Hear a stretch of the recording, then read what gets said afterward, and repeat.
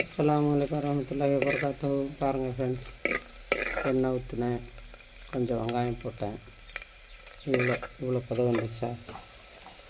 இதில் காய் போட்டு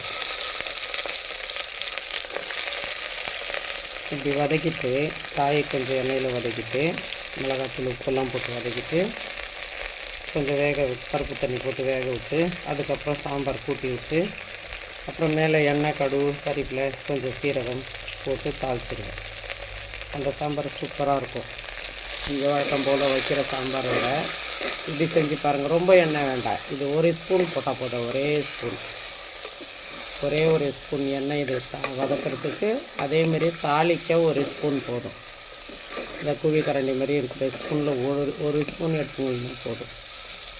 இது கொஞ்சம் வதங்கணும். இதில் மிளகாத்தூள் போட்டுக்கலாம்.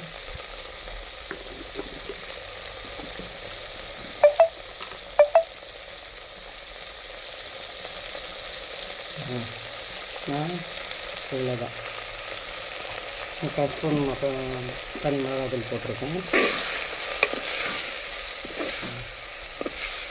1/1 போடணும். எது தாளித்தாலும் நல்லாயிருக்கும்.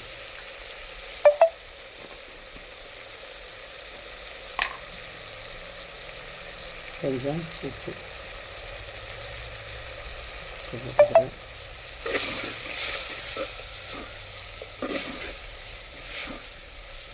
அப்படி வதங்கணும். மண் சட்டியில் நீங்கள் ஒரு ஸ்பூன் எண்ணெய் போட்டு செஞ்சாலும் சூப்பராக இருக்குங்க. மண் சட்டி குழம்போட டேஸ்ட்டே வேறு தான். அதேமாரி சீக்கிரம் கெடாது மண் சட்டியில் செஞ்சால். கேஸ்லேயே மண் சட்டி வச்சு சமைக்கலாம். முடிஞ்ச வரைக்கும் மண் சட்டியில் செய்ய பாருங்கள்.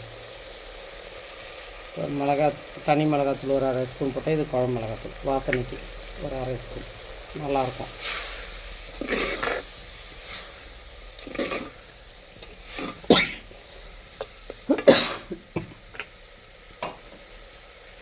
இது கொஞ்சம் வதங்கட்டும். இப்படி வதங்கிடுச்சு பாருங்கள். பருப்பு தண்ணி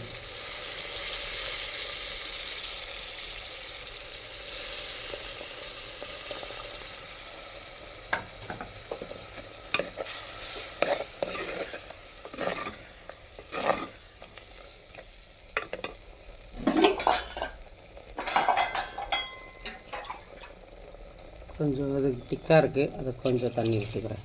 காய் வேகட்டும். காய் வெந்துருச்சா பார்ப்போம்.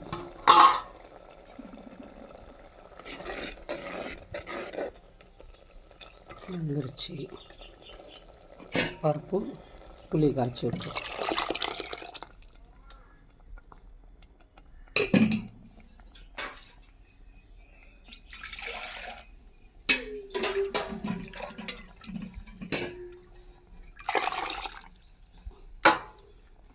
இது கொஞ்சம் கொதிக்கணும். கொதித்த பிறகு கொஞ்சம் கடுகு, கறிவேப்பிலை, கொஞ்சம் சீரகம் போட்டு தாளிச்சிக்கணும். இப்போ பார்த்து போட்டுக்கணும். கொதிக்கட்டும். இப்போ கொதிக்குது பாருங்கள். அவ்வளோதான் கொதிக்கணும். இதோட இறக்கி வச்சுட்டு தாளித்து மேலே கொட்டிக்குவேன். அவ்வளோதான். இப்போது தாளிச்சிக்குவோம். தாளிப்பு ஒரே கரண்டி எப்போதும். கடுகு போட்டுக்கலாம், கொஞ்சம் சீரகம், அது பொரியட்டும். பொரிஞ்சிட்டுன்னா வெங்காயம், தாளிப்புக்கு தேவையான வெங்காயம். முதல்ல ஒரு ஸ்பூன் போட்டோமா எண்ணெய், இப்போ ஒரு ஸ்பூன் போட்டிருக்கோம். அவ்வளோதாங்க. ஒன்றும் இது மண் சட்டிக்கு ரொம்பலாம் இருக்காது. மேலே நல்லா தெரியும், நல்லாயிருக்கும். தாளித்து மேலே கொட்டினா நல்லாயிருக்கும். வெங்காயம் மட்டும் நல்லா செவக்கணும். வெங்காயம் நல்லா செவந்த பின்னே தான் பாருங்கள். ஒரே ஸ்பூன் எண்ணெய் தான். விறகடுப்பில் ஆக்கிட்டேன். அது குழம்பு வச்சாச்சு. தாளிப்புக்கு மட்டும் இங்கே கேஸ் கட்டை எடுத்து வந்துட்டேன். நாங்கள் சாப்பாட்டு உலை வச்சுட்டு இதை கேஸ் கட்டை கொண்டு வந்துட்டேன். இந்த ஸ்டேஜில் கறிவேப்பிலை போட்டுக்கலாம். எண்ணெயெல்லாம் நிறைய ஊற்றணுன்னு அவசியமே இல்லை. பாருங்கள், ரொம்பவும் கொதிக்கக்கூடாது சாம்பாரை பொறுத்த வரைக்கும். இது இன்னும் கொஞ்சம் நல்லா வதங்கணும்.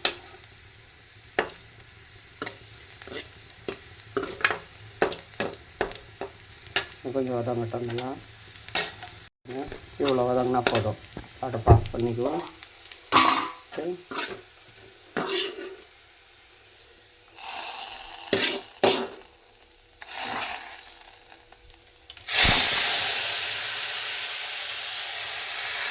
ஒரே கையில் ஃபோன் பிடிச்சிக்கிட்டு அதை எடுத்து கொட்ட முடியல, அதுக்காகத்தான் இப்படி